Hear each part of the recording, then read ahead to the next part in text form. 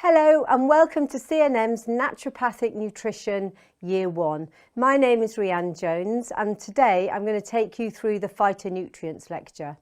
So let's get started. So let's start off by looking at the learning outcomes. Now, during the course of this lecture, I'm going to take you through what phytonutrients are and how they're classified. Now, you'll also learn lots of new key names and key terms during this lecture, which we've detailed here on the slide. So we've got catechins and epicatechins, for example, which we find in things like green tea. And I'll teach you about how we find these in plants and actually how they're produced. We've got other things which give fruits and vegetables their colour, like the purple, the blue, the proanthocyanins we're going to learn about, which are important components of plants that give them their rich colour. We're also going to learn about other compounds that the plant produce according to its environment, such as things like phytosterols, which are the lipid or the fat of the plant. So I'm going to take you through all of this today as we work through all of these learning outcomes. Now, this lecture is all about phytonutrients. Now, phytonutrients are chemicals that are produced by the plant according to its environment, which explains why sometimes they're called phytochemicals. It's essentially the same thing. So the plant will produce these compounds depending on its environment, essentially to protect itself and also as a normal byproduct of metabolism. But we get benefit from these compounds as human beings, and some of the benefits are antioxidant properties. Now, antioxidants are very good for inflammation, and you've learnt about that already, and we'll be covering that in much more detail today.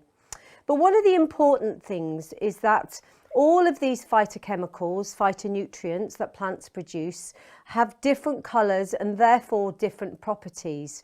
So we consume them because of their taste and their colour, but actually all of the different colours bring different benefits.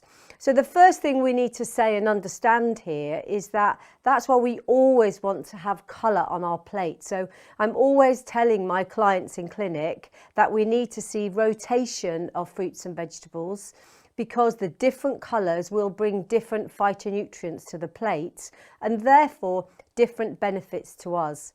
So we know that they are helpful for fighting disease. So we've talked about them being antioxidants, but they're really important for aging and to help to keep us well, so to fight disease. Now, there's many phytonutrients, so we're covering just a handful really during the course of this lecture.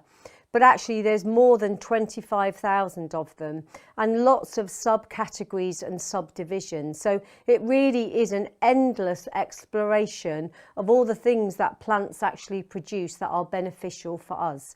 Now, we find these in fruits and vegetables, nuts and seeds, spices and herbs, and we need to include all of these compounds in our diet so that we get all these health benefits. Now, what I would say is that if you think about vitamins and minerals are classified as essential for health.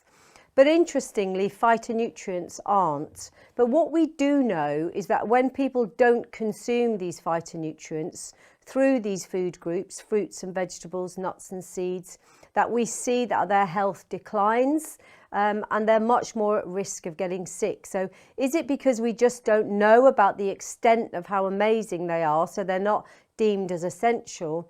Or is it that we know that when people just don't consume them, that their body can't function in the same way? So hopefully that question will be answered for you today as we move through the next few slides.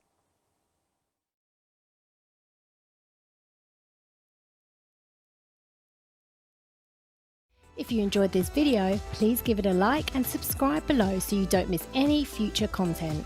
To learn more about CNM or its courses, head to www.naturopathy-uk.com.